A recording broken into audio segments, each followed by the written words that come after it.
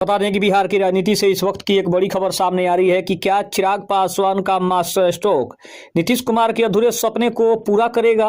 क्या चिराग पासवान उस सपने को पूरा करेंगे जो अभी तक नीतीश कुमार का सपना अधूरा रहा है। उस सपने को पूरा करने के लिए चिराग पासवान ने कौन सी तैयारी की है। नमस्कार, मैं हूं संजीव और आप देख रहे हैं आप तक न्यूज। अगर आप हमारे चैनल पर नए हैं तो चैनल को जरूर सब्सक्राइब कर ले। चिराग पासवान की उस राजनीतिक योजना के बारे में हम बात कर रहे हैं जिसके जरिए वे अपनी पार्टी लोक जनशक्ति पार्टी रामविलास को एक राष्ट्रीय पार्टी का दर्जा दिलाने की कोशिश कर रहे हैं। आपको बता दें कि यह सपना मुख्यमंत्री नीतीश कुमार या स्वर्गीय रामविलास पासवान का पूरा नहीं कर सके, उसे अब चिराग पासवान पूरा करने की तैयारी कर रहे हैं। सबसे पहले अगर बात करें तो पार्टी विस्तार की योजना है। चिराग पासवान की पार्टी बिहार में अपनी जीत से काफी उत्साहित है और अब वह अन्य राज्यों में भी अपनी पैठ बनाना चाहती है। उनका मुख्य लक्ष्य अपनी पार्टी को राष्ट्रीय पार्टी का दर्जा दिलाने का है। चिराग पासवान की पार्टी पश्चिम बंगाल, असम और उत्तर प्रदेश के आगामी चुनाव में अपनी पूरी ताकत लगाने जा रही है।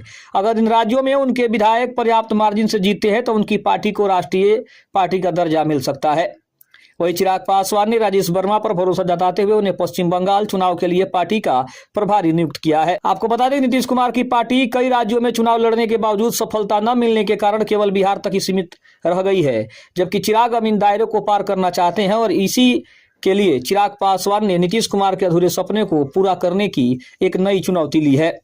चिराग पासवान का लक्ष्य 2026 के बंगाल चुनाव में एनडीए की सरकार बनाने में मदद करना और ममता बनर्जी को कड़ी टक्कर और कड़ी चुनौती देना भी है। आपको बता दें कि चिराग पासवान के लिए इतना आसान भी नहीं है। चुनाव आयोग के नियमों के अनुसार किसी दल को राष्ट्रीय पार्टी बनने के लिए कम से कम 4 राज्यों में राज्य स्तरीय दल की मान्यता प्राप्त होनी चाहिए। लोकसभा की कुल सीटों का कम से कम 2% 3 अलग अलग राज्यों से जीती हो। पिछले लोकसभा या विधानसभा चुनाव में 4 राज्यों में 6% वोट और साथ में 4 लोकसभा की सीटें जीती हो। चिराग इसी को ध्यान में रखकर बंगाल और असम जैसे राज्यों पर ध्यान केंद्रित कर रहे हैं। वोट बैंक और दलित राजनीति का विस्तार जो भी है, चिराग पासवान के लिए केवल अपनी पार्टी का विस्तार नहीं कर रहे हैं बल्कि वे बिहार के बाहर भी पासवान और दलित वोट बैंक को एकजुट करने की कोशिश कर रहे हैं। उत्तर प्रदेश और पश्चिम बंगाल के कुछ क्षेत्रों में इस समुदाय की अच्छी आबादी है जिसका लाभ वे उठाना चाहते हैं।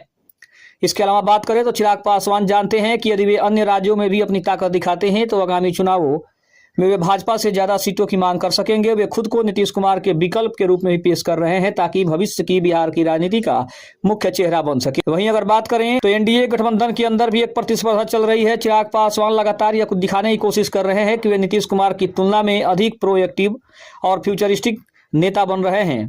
चिराग पासवान का बिहार फर्स्ट और बिहारी फर्स्ट विजन और उनका आधुनिक नेतृत्व युवाओं को काफी आकर्षित कर रहा है। वे इसी लोकप्रियता को बिहार की सीमाओं के बाहर ले जाकर अपनी एक अलग पहचान बनाना चाहते हैं। खबर आपको कैसी लगी कमेंट में जरूर बताइएगा। चैनल पर नए हैं तो चैनल को जरूर सब्सक्राइब कर लीजिएगा। तब तक के लिए धन्यवाद। जय हिंद, जय भारत।